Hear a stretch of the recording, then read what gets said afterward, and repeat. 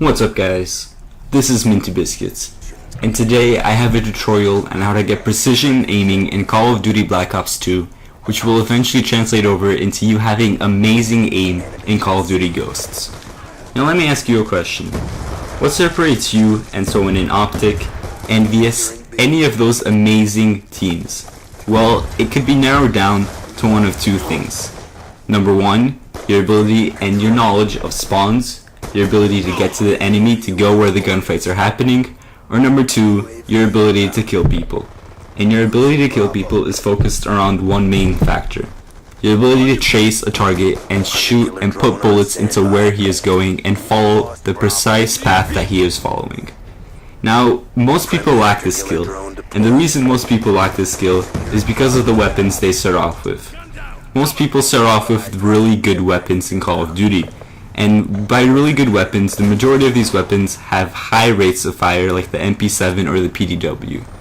And what these weapons essentially do is they prevent you from aiming well, because your learning curve will dramatically drop because most people get into a practice of sway shotting. And what sway shotting is not precisely following the target, but rather going left, right, up, or down, just trying any manner to swipe across the screen and get the enemy and hope that you kill them. Now this may work in some instances. Of course, if you have amazing lines of sight, then yeah, you're gonna kill them. However, this does prevent you from winning a lot of gunfights. I have a great reference that I think a lot of you guys are gonna benefit from and understand what I mean. If you go to the gym and you work out for the first time, what do? You start off with a weight such as 15 pounds because it's a lightweight, it's something you can manage, and it's something you can do. Well, after 2 months, that 15 pounds, it's not going to feel like much because your muscle has adjusted and you've grown and you're now able to lift more weight. However, if you keep lifting those 15 pounds, you're not going to gain much more muscle. Why? Well, because you're not forcing your body to do so, because you're not challenging your body. And by playing with these easy mode guns, what you're essentially doing is doing the same thing as in if you were only to continue lifting those very little 15 pounds. What you need to do is you need to challenge your aim, you need to challenge your playstyle, and teach yourself a different manner in playing in which you can now aim better and know where the enemies are going to spawn and just have an overall better playstyle. Now what we're going to do is we're going to reverse the learning curve. We're going to enable yourself to get better aiming through using a weapon I'm using in this gameplay. And now talking about this gameplay simply, it's not the best of gameplay. It's an okay gameplay. I don't even have a 2KD in this gameplay, but there's a very quintessential part to this gameplay, and that is obviously the TAC-45. The TAC-45 is a pretty bad weapon. The nature of the TAC-45 is that it's pretty good up close if you have a good trigger finger, but the long range, it's absolute crap. And pretty much what this is going to force you to do is rush around and change your playstyle. By forcing you to change your playstyle, you're going to take yourself out of your comfort zone. You're not going to go beast mode every game, but it's definitely going to help your aim out. Because what you need to do with the TAC-45 is you need to hit your shots, because every single one of those shots count just because of how bad this weapon is. And to do so, we're going to set up a class. And this is the class you guys are going to have to set up. The class you're going to want to set up is as followed. The TAC-45 with the extended mag, lightweight, toughness, dexterity, and extreme conditioning. Your lethal grenade is just going to be the normal grenade, followed by 2 concussions, EMPs, whatever you want in that section, and then perk 3 greed. Now this is going to be a very interesting setup. It's not going to be an easy setup. Matter of fact, it's going to be quite a challenging setup, because everybody else is going to have all these beast mode guns, and all you're left with is this crappy TAC-45. But this TAC-45 in the end is going to be worth it because it's going to make you a better shot than the people killing you with those beast mode guns. So you're going to want to play 7 games. These 7 games could be what of any game mode you want. Just make sure it's in normal core, because hardcore will be way too easy because obviously it is a one-shot kill. And you want to break up these 7 games into 2 main sections. The first 2 games is use the TAC-45. Whatever manner you wish to use the TAC-45, just go on. Try kill people, try win the game, whatever you gotta do, do it. Games 3 to 7, you're gonna be only able to shoot in 2-round bursts. What that means is pop, you gotta wait, pop, you gotta wait. And what this is gonna make sure you do is you're gonna have to hit that first shot. because the TAC 45 is a true shotgun. This teaches you to adjust your shot because now you're going to have to follow your targets because you can't simply swipe across the screen like you can with automatic weapons.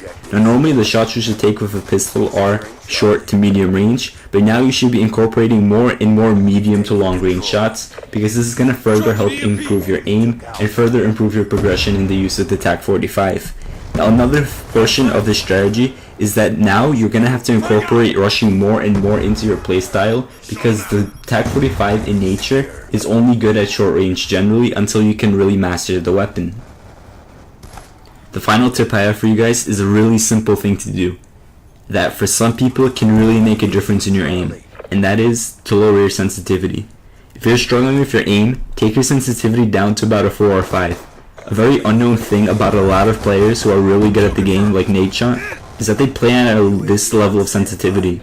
But a lower level of sensitivity will do for you is this. 1. It prevents swiping across the screen because your sights on your gun won't move as fast.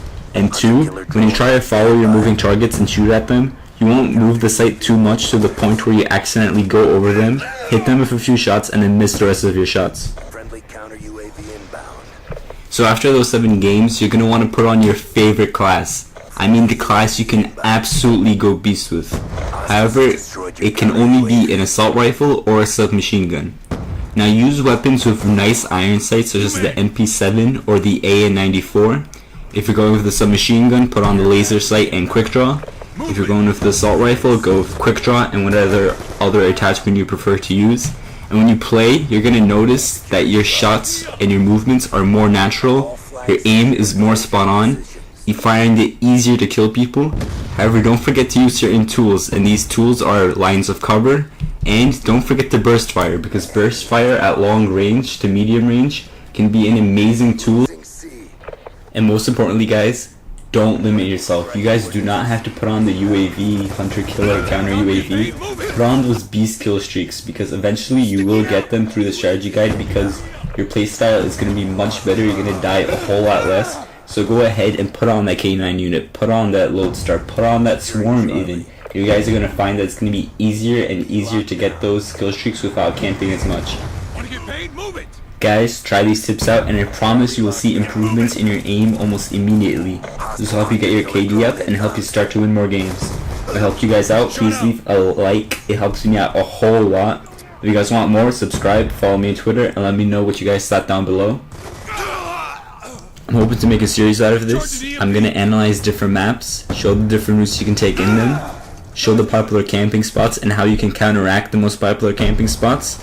I'm going to have a camping guide to making sure you don't die when you're going for those super high kill streaks. If you guys want, I'll do commentaries or live commentaries. I'll have a zombie strategy guide to get into those super high rounds you guys want coming up soon. Whatever I can do to help you guys out and get better at the game, I'll do it. I'm definitely going to get Call of Duty Ghosts. I'm certainly excited for that. Can't wait till that comes out. Definitely going to have tips and tricks videos. Going to have ghost footage. I might do some pre-ghost videos just to explain certain things about the game and how it's going to affect your playstyle. But besides that, I definitely have better gameplay than this, guys. Don't worry about it. This was just an example of the TAC 45. I have much better. I have like 40 KD gameplays. So do not worry about that at all. I'm definitely going to post daily videos, so you guys aren't going to have to worry about that either. But for now, guys, thanks for watching. This has been Minty Biscuits, and I'm out.